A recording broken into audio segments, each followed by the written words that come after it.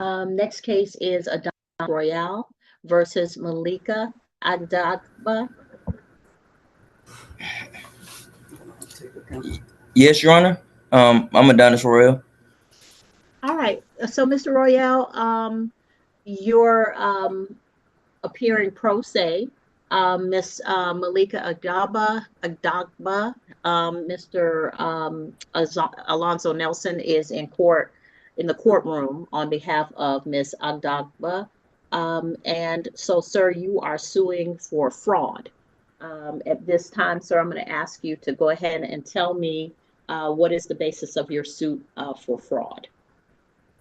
Okay, so for the IRS debt, that's the biggest debt that I'm trying to tackle. I had Okay, got IRS to open investigation. slow down for me. How do you know the defendant in this case? Oh, the defendant is my mother.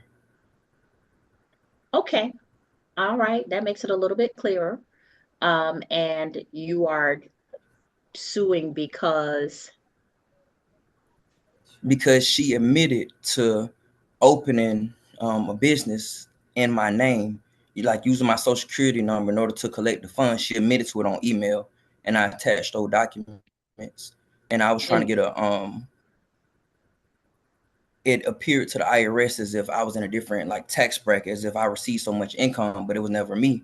And because she never paid the taxes on it, they have this outstanding debt on my account that I'm trying to get cleared up. And I have the email and text messages of her. how much is the debt? Oh, the IRS debt now it's daily accruing, but the debt is over $20,000 now. They Okay. compound interest. When did you become aware that there was a business that purported to be in your name? In 2017, when I was stationed in Korea. Uh-huh. Ooh. And what part of the military were you in? The Army. Okay. All right. And at that time, what did you do when you found out that there was a business that purported to be owned by you? Okay. I reached out to my mother.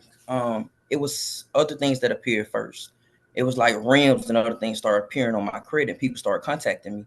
And I started doing the research trying to see what else is possibly in my name. And that's when I found out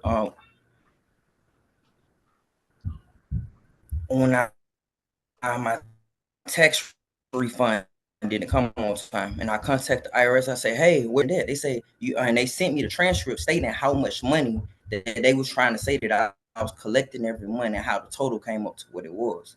And I explained that I Okay. had never had a business, and they gave me the address of the business, and that's how I And knew it you, was my mother.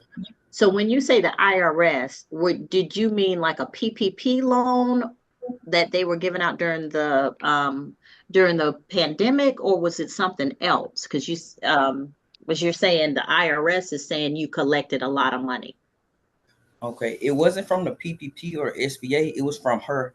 She had an actual shop on Highway 85 in Riverdale, and Okay. in order to collect the funds, she opened up a Square account, a Stripe account, in order to receive the funds. I So think it's she one of was them.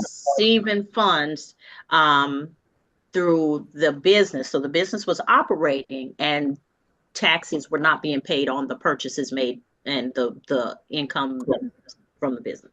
Okay. Correct. What type of business was it?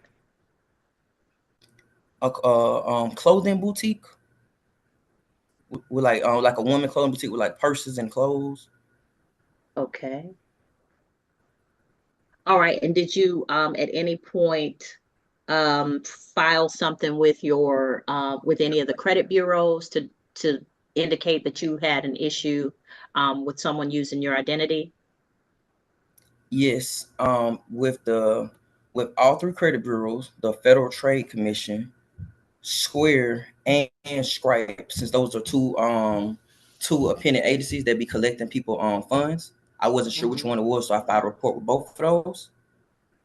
And I also, once I returned from Korea, I couldn't do a police report over there. But once I returned from Korea, I was stationed in Missouri, and I filed a police report in Missouri about it as well.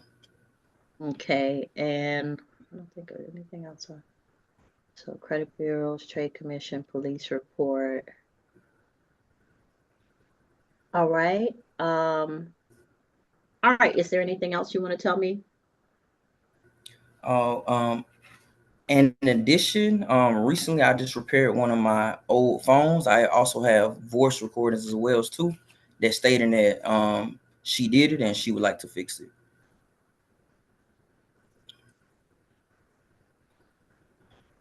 Okay. And how much are you seeking? You're alleging that you were damaged in because of the fraud. How much are you seeking because of that? I'm seeking $30,000, Your Honor. The IRS debt, even though it was only $20,000 in total, in addition to that debt, the progressive leasing that was on my name, the BB&T Bank, all the different things that was on my name, and it caused me to pay so much money to this current day in interest, because every single time I apply for somebody, I either have to put a larger chunk down than average, or I have to pay over 20% APR. So that's why I'm trying to sue for $33,638.42. And the Navy Federal credit card as well, which I attached that I paid it off. And I also attached a letter of her saying she used my Navy Federal account when I went to basic training for the Army. And I got the amounts listed on that as well. It was a credit card and it was also a savings account. And how much was that? The letter. So the $474.08 was for the savings account. $240 was for the credit card. And was this part of the $33,000? Or was this separate from the 33,000, or is part of it? That's included in the 33,000, Your Honor. Okay. I'll just give you a breakdown. Right. Okay, that's fine. You mentioned Navy credit, and I just wanted to make sure that that wasn't a separate request. Understood. Okay. All right. Yes. Is there anything else that you want to tell me? Just that Georgia Power, yes. I moved back to Georgia in order to be able to get this case started, because yes. I filed reports in Missouri and Vegas, and it seemed like I wasn't getting no progress. It seemed like the police would not pursue. Okay. So I moved to Georgia for 1 year to fix this. Yes. And when I moved to Georgia, I found out that somebody had open lights in my name for the amount of $274.20. So I had to file a fraud packet with Georgia Power. Once I reached out to Georgia Power gave me the address. I have screenshots as well from my actual Georgia Power portal. And it stated the address that my mother stayed at before, which was 7144 George's Way in Morrow, Georgia, 30260. So I had to pay that in order to have lights at my new residence in Georgia while I was pursuing this case. Okay. All right. So that's all you want. Thank you. Mr. Nelson, anything on behalf of Ms. Agadagba? Oh, I'd like to ask Mr. Adonis Royale some questions about his claim. You're asking the court, you said, can you hear me? Yes, sir, I can hear you. You're asking the court for $33,000, correct? Yes. And in your complaint, you said you were asking for $10,000 for defamation of your character. Yes. When did that supposedly occur? So the defamation occurred with all of the fraudulent activities in my name. And in addition to that, go ahead. The defamation occurred. I have as well. I'm giving you those times. July 15th, 2022, July 15th, 2022, and approximately July 23rd as well, in which she told her sister, my cousin, and her mother that I was trying to kill her and her mother.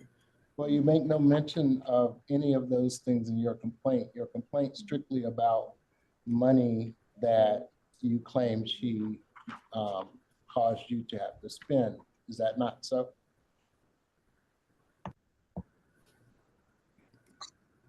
No, correct. But defamation is the act of damaging the good reputation of somebody. Yes. And that's included when a person fraudulently get things your name to make it hard for you and then make you look irresponsible and then make you charge higher rates. So that's still included up under defamation. So let's go back. You said the IRS claim arose back. You learned about that in 2017. Correct. And that was at the time, from the time you filed the complaint, that was 6 years before, correct? Correct. And that would have been part of what you're claiming defamed. Yes, that's a part of that. Yes.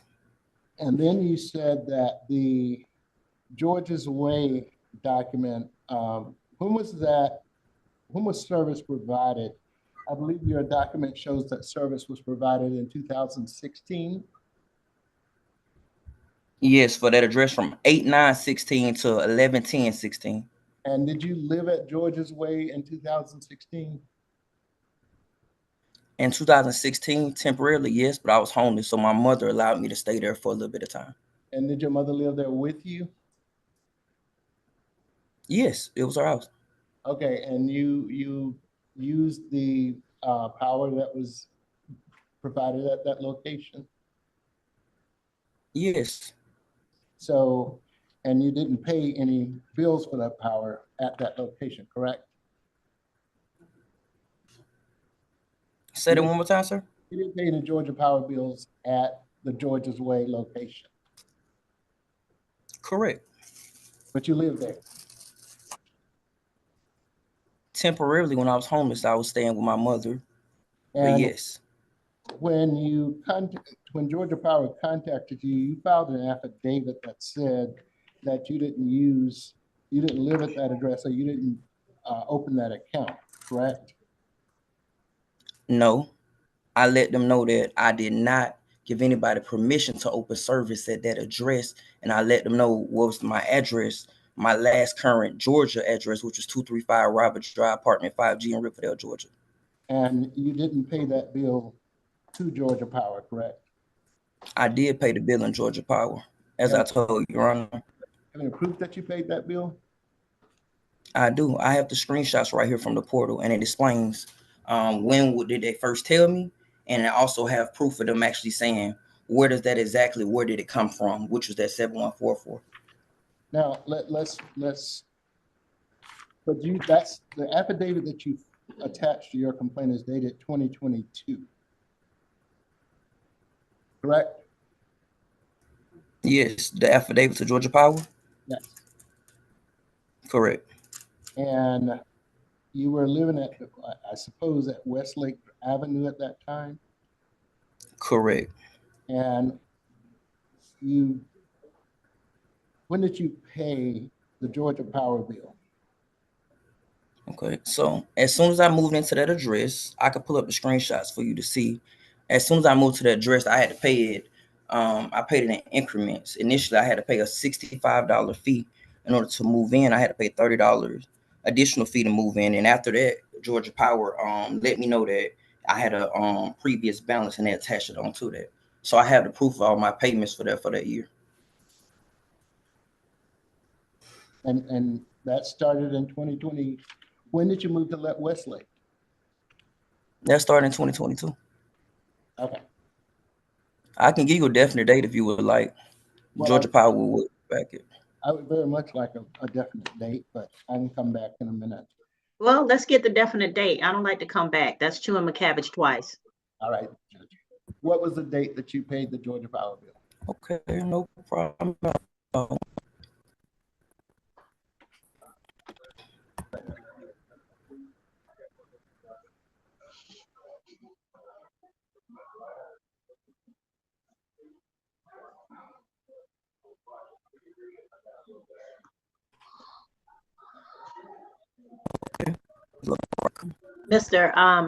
Mr. Royale, we're having some issues technically. Can you check your audio and see if we can do a little bit better?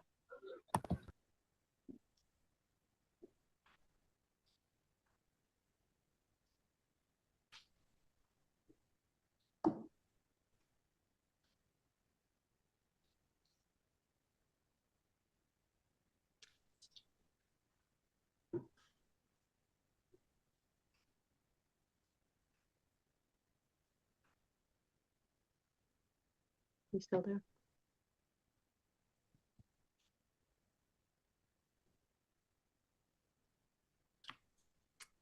You there, Mr. Royale?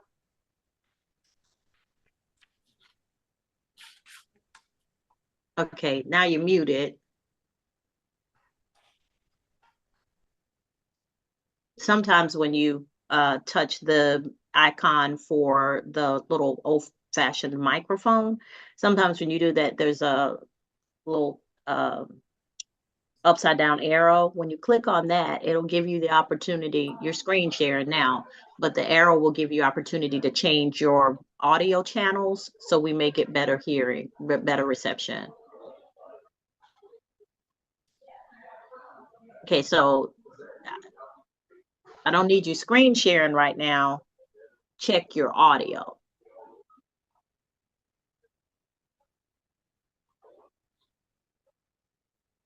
So go ahead and stop screen share.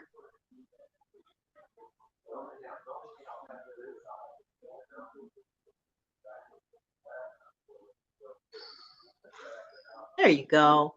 All right, can you say something for me?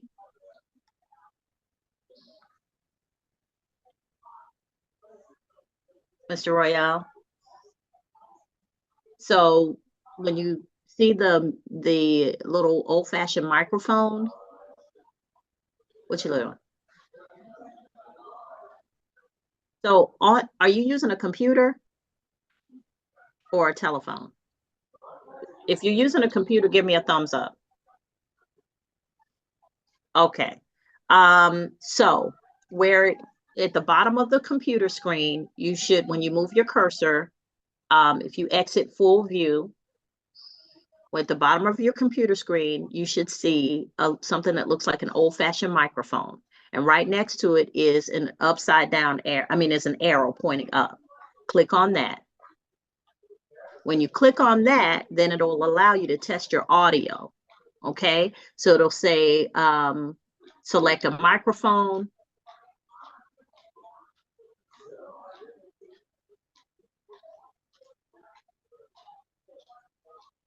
But you want computer audio. So if you go down on the list and it says microphone array, select a speaker, test speaker and microphone. Under that should be computer audio. Okay. All right.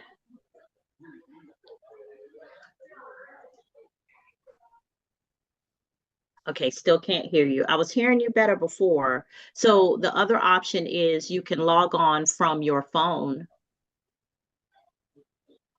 but one of your devices has to be muted or else we'll get feedback.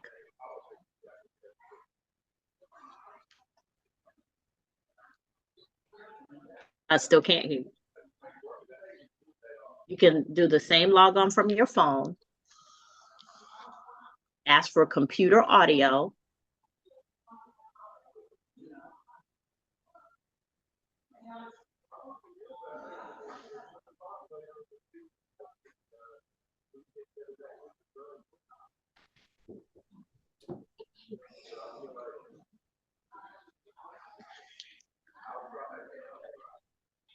You there, sir?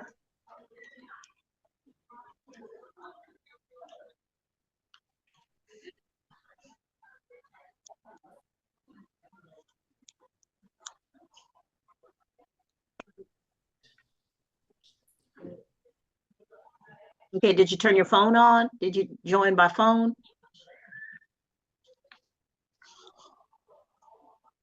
Okay, you keep showing me, but I can't see because of the glare on the, oh gosh, you got like 3 phones? Okay. I can't see what your phone is saying, but I can't see it because all it shows up is like a white screen. It's just light. You can send a chat. You can chat to me what's going on and I'll read it out loud. Okay, all else fails. Is there a teenager somewhere near you?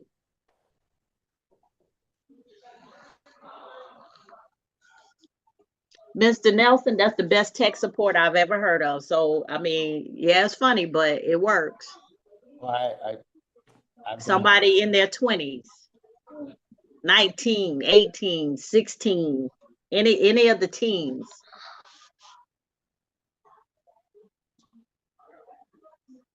does the court wish to stop and give him an opportunity to finish and call the rest of the calendar, or do we need to? Yeah, thank you, Mr. Nelson. Let's hold on. We'll pause this hearing and let me see if I can get another one in while he's doing tech. He's trying to figure out his tech. All right. So, ladies and gentlemen, for those of you that aren't currently talking to me, please mute your devices because you may think it's quiet where you are, but I'm hearing background noise, and that usually comes when there's open mics. So I'm going to ask that you mute. Let me just get back to Mr. Nelson and Mr. Royale. Mr. White, you're free to go at this time if you choose to. Mr. Royale, because I think we got his audio back. Mr. Royale, if you'll unmute for me. Yes, Your Honor. All right, and Mr. Nelson was in the middle of questioning you, and where we left off was for the Georgia Power. You all were discussing the date that you established your own Georgia Power account in 2022 versus the 2016 Georgia Power account. Yes, Your Honor. 9/19/2022 was when I opened up a service for 541 Westlake Avenue. And I have the portal in which that's when they told me that I owed a pass-through balance of $299.20 from Georgia Power from 7144 George's Way. So I started paying on that. 11/2, my first payment was $123.95. My second payment was $95 on 11/14. And then also as well on 12/2/2022, I paid the remainder balance, which was actually my light bill, which was $204.29 at the time. So that's what current. Mr. Nelson. Now, fraud again. And is it your testimony? Am I correct in saying that in no instance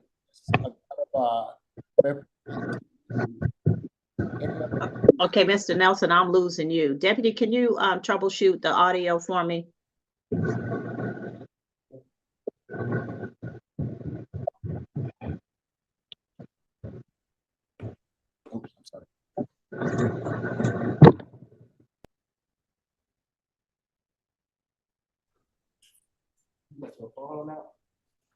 Oops, I'm sorry. Speak again for me. Can you hear us? That's much better. Okay, whatever you're doing, that's much better. I think it's good. All right, Mr. Nelson, go ahead. Mr. Royale, unmute to answer, but I think there's some background noise in your area. Okay, go ahead. It looks like he's muted. Oh, you said to answer. Mr. Royale, did Ms. Agadaba ever represent to you anything about the Georgia Power account? Did she ever make any representations to you about the Georgia Power account? No. Did she make any representations to you about the IRS? Yes, I provided that with the court when I filed this on there. And was that representation made to you prior to your learning that this account was outstanding? Say that one more time. Did Ms. Agadaba represent to you in any way any information about the IRS account before 2017? No. And did she represent to you in any way any information about opening a Square account? Yes. And did she do that before 2016? No. So is it true then that you didn't rely on anything that Ms. Agadaba told you in relation to any of these accounts prior to her opening them or anything of that kind? Say that one more time.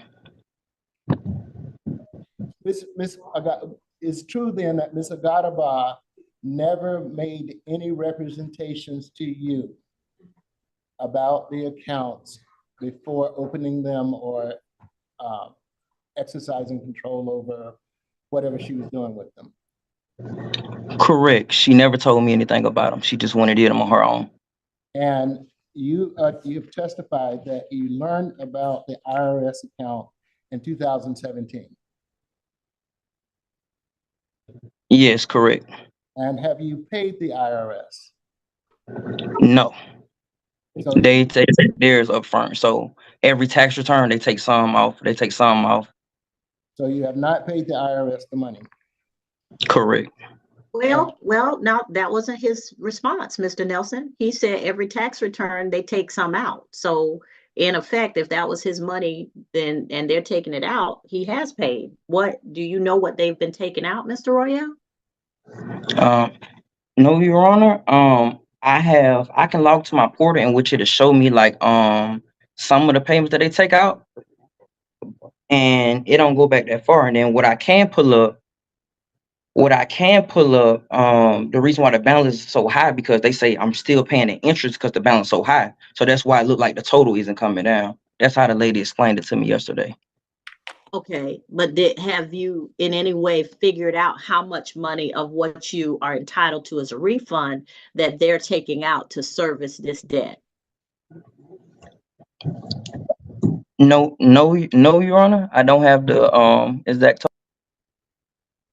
Okay, do you have a payment plan with the IRS that you're gonna service this debt over time?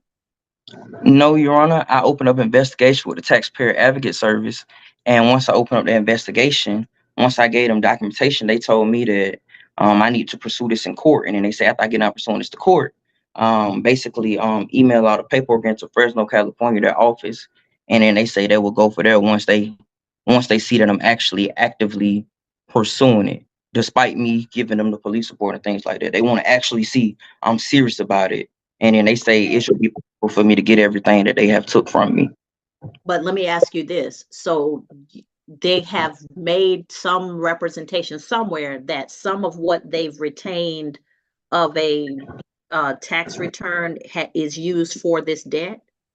Oh yes, they're big on that. When anytime they're supposed to give me anything, I get a notification that say, hey, go to your outstanding debt, and they say when everything's said and done, once I'm cleared, they say everything will be refunded to me when that happens. Okay, but have they given you an amount of what they've taken out to date? You said that No. they tell you that you're just paying you're servicing the interest on the debt, but have they told you how much that is? No, Your Honor. Okay. All right, go ahead, Mr. Nelson. And it was, I'm just trying to make sure I have all of the accounts covered, Judge. Your Navy Federal account was in 2013 when your mother used the account, is that? Correct. It's dated and timed by my mother on the paperwork I provided to the court. And your BB&T account, the $400 or $844, that was in 2013 as well, was it not? Correct. So what did you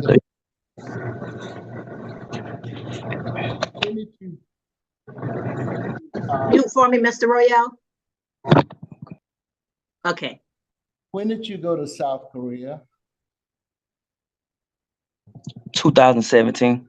And when did you come back to the US? 2018. And you've been in the US since that time? Correct. And when did you leave the military? 2/28/20 honorably discharged. 2/28/20. Okay, so you've been out of the military 3 years before you filed this complaint. Since I served the court paperwork, not since I filed an initial complaint. My initial complaint was with the police department once I returned from Korea, with the Missouri Police Department, then the Las Vegas Police Department, then the Georgia Police Department. And when did you file the first police department report? In 2018, once I got back from Korea.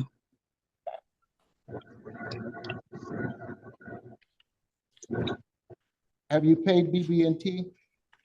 No, I have not. And you said you paid the $240. Who are you referring to? Navy Federal? Yeah, you said you paid that $240.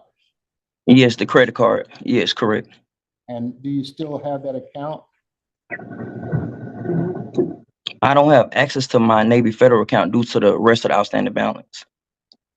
Did you receive any benefit from any of the money that you claim your mother?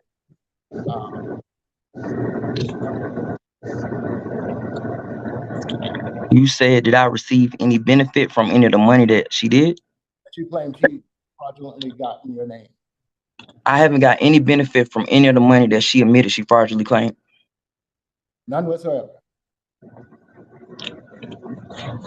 What'd you say, sir? I said no benefit whatsoever.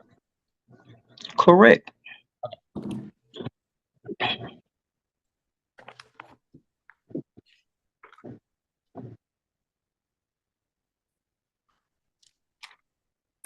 That's all I have for him now, Judge. All right. Judge, can I ask you a question? Sure. I may not be able to answer, but you can ask. Okay. When I first received the notification, it let me know that I should urge to drop my case due to the statute of limitations. The initial argument I thought I would be having with them would be they were trying to say statute of limitations, but now they're not saying it anymore. So I'm kind of confused. From my understanding, the way the statute of limitation work is that when it's something like IRS, it don't go away. It's not something that expires and fall off your credit or nothing like that, unlike different debts. So since the defendant had actually admitted to, and I have all the paperwork and voice audios as well, why can't we just that's black and white right there. That's her email, that's her address, that's her work address. I got the audios. Why can't we just wrap this up? Let's not prolong this. Mr. Nelson? Your Honor, the statute of limitations offense is still in play. He has admitted actually that he had knowledge of all of these supposed fraudulent transactions from at least 2017. Obviously, his documents show that the Navy Federal account was 2013. His testimony is that the Navy Federal account was 2013. The BB&T account was 2013. He claims he's paid the Georgia Power account, but that was 2016. The fact that the IRS debt is outstanding does not address the issue of his fraud claim as it relates to when and if Ms. Agadaba perpetrated a fraud against him. And I would submit to the court that his testimony that she never made any representations to him would constitute a defense to any claim of fraud, and that Mr. Royale cannot show that he relied on anything that Ms. Agadaba told him that would rise to give him a claim for fraud. So I would submit that we can wrap this up with a judgment in favor of the defendant because he has not made out a claim that or presented any evidence that supports that she perpetrated a fraud against him. If she made representations. So using his credit, his social security number, his name, his information to establish credit without first getting his consent, that's not fraudulent? It's not a fraud that would give him a rise to a cause of action, Your Honor. He would be, and possibly if he files a lawsuit, or if Georgia Power had filed a lawsuit, or if BB&T had filed a lawsuit of some kind, they would be the ones that the representations were made to. You can't perpetrate a fraud against a person unless you have made representations to that person on which that person has relied. So he does not have a claim for fraud based on Ms. Agadaba, what he's claiming that Ms. Agadaba did. That claim would lie with the creditors or other people who may have lost money or other things. But But again, he's paid those debts on behalf of the accounts taken out by her. He's had to pay because she took out those accounts. And so he should at least have a cause of action for reclaiming money that she caused him to owe.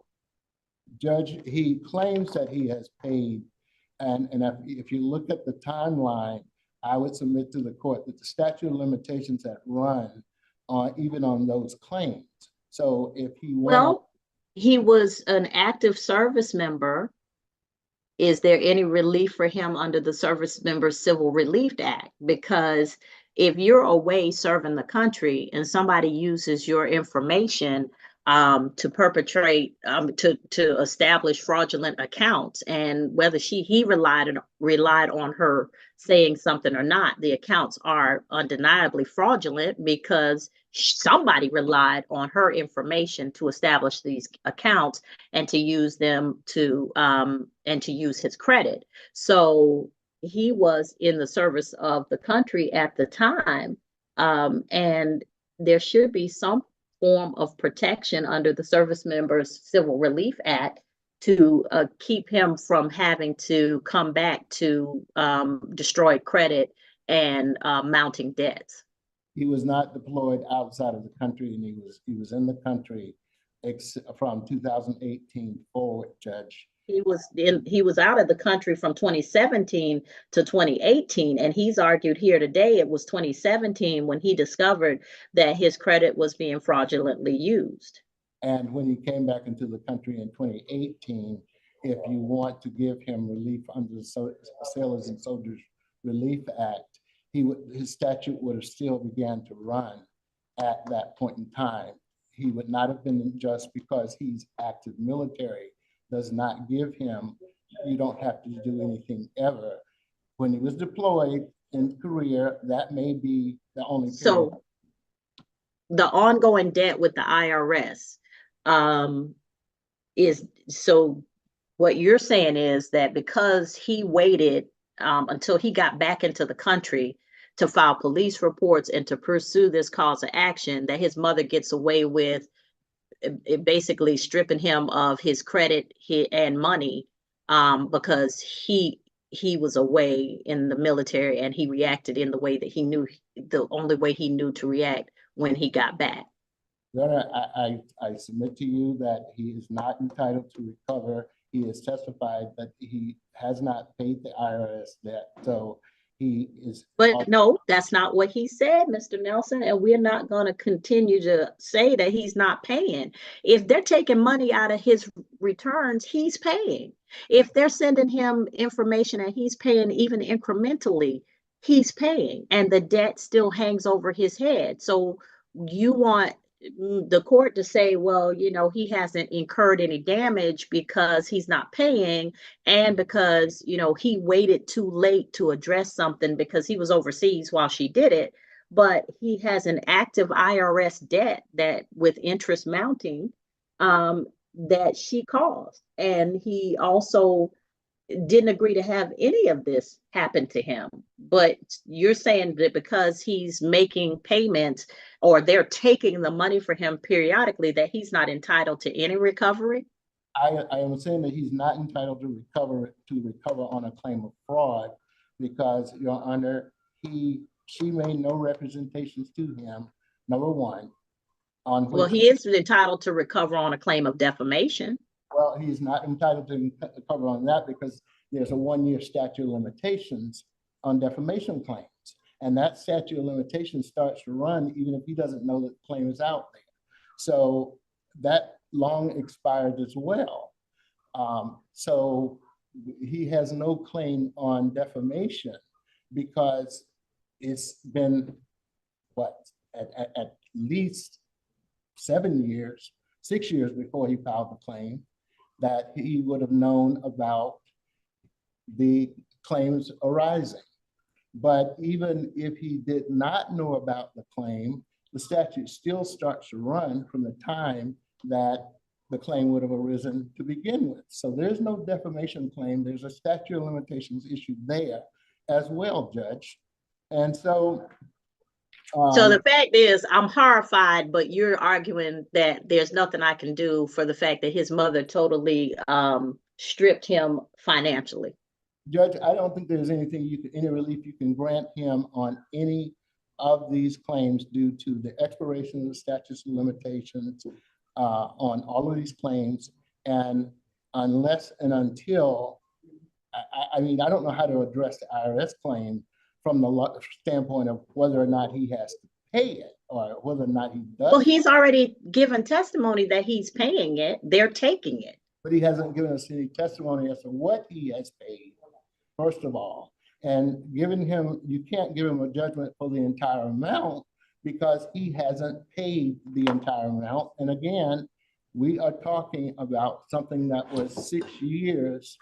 Fraud claims usually have a 4-year statute of limitations. Clear.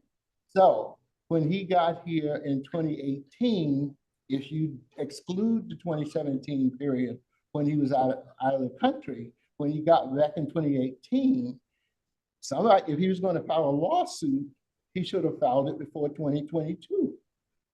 He didn't file this one until 2023. So his statute had expired before he filed anything.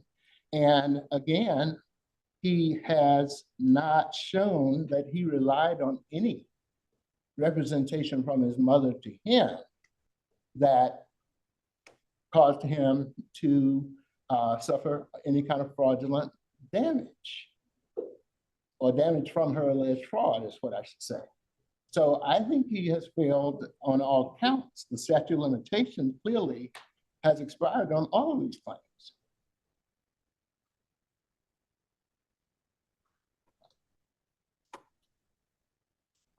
There are some days when I really don't like the limitations on my power. But one limitation I don't have is I get to say what I want, as old people and judges get to do. And since I'm old and a judge, Mrs. Agbagda, you're a horrible person to defraud and take from your son in this way, and then to leave him with the debt without paying it, even though you've acknowledged you did what you did. Horrible, just horrible. As a mother, I don't countenance people coddling kids and raising people who can't stand on their own 2 feet. But obviously, Mr. Royale is very astute and has been able to determine what was done to him and has gone about it in the best way he knew how to address what was done to him. But that does not erase the fact that you are a horrible, horrible person. And just... I just can't even say enough about how you can defraud your own flesh and blood and then sit there smirking and clear in the notion that you've gotten away with it because he was away serving his country and he reacted in the best way he knew how when he got back. If you had any heart and any morality, you would pay back the debt that you caused. And I'm going to study the information that Mr. Royale has provided. And before I make a decision, this is the Georgia, it requires that there be notice pleading, but it doesn't have to be pinpoint and specific except with respect to fraud. And so if there's any other claim upon which he can prevail in this case, I think I've heard enough for him to prevail. So yeah, we'll be fly specking that. Mr. Nelson has done a good job in representing you. And I'm sure he had to hold his nose to do it because what you did was horrible. All right. All right. So Mr. Royale, you'll get an order from the court. It may not be to your liking, but it may be what you need to establish the pursuit of these actions and to assist you with addressing it with the IRS and any of the other creditors. Okay. And Mr. Royale, I'm quite impressed.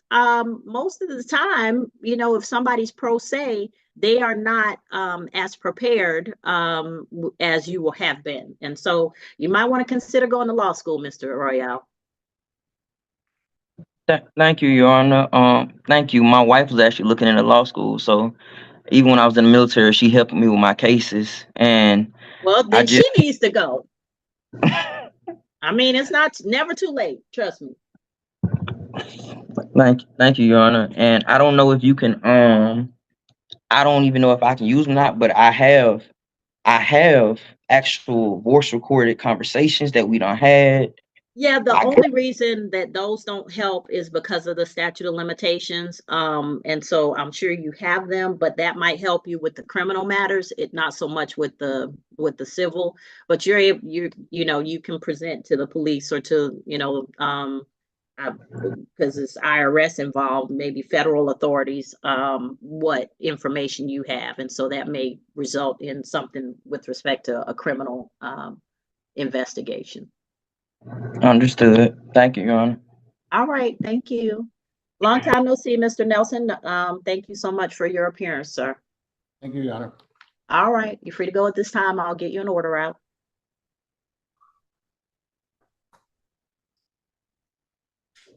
So I log off. I can log off. Yes, sir. Okay. Thank you, Your Honor. You're welcome. We keep it working like Oouchie the boss. We tryna catch out like we hit us a fault. We gotta win, ain't taking no loss.